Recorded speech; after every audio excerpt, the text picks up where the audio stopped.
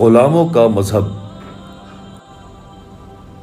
گاه او را خلت زیبا دهد، همزمام کار در دستش نهد۔ آقا اپنے غلام کو کبھی خوبصورت خلت عطا کرتا ہے اور کبھی اس کے ہاتھ پر تھوڑا سا اختیار بھی دیتا ہے۔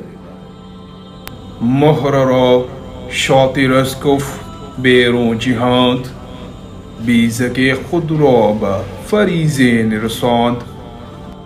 شاطر آقا اپنے مہرے اس طرح پھینکتا ہے کہ اپنے پیادے کو وزیر کے سامنے کر کے غلام کو بے بس کر دیتا ہے۔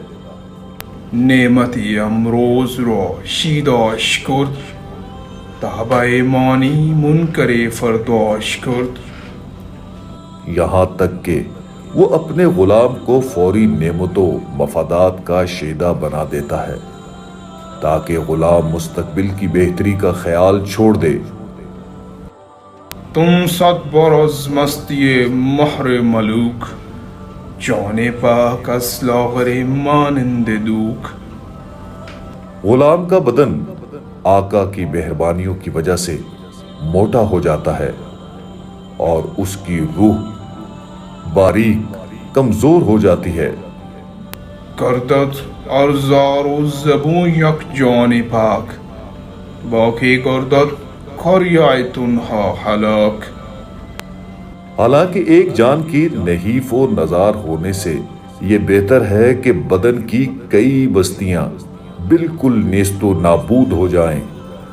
بن بر پا نیست، بر جان و دل است، مشکل اندر مشکل اندر مشکل است۔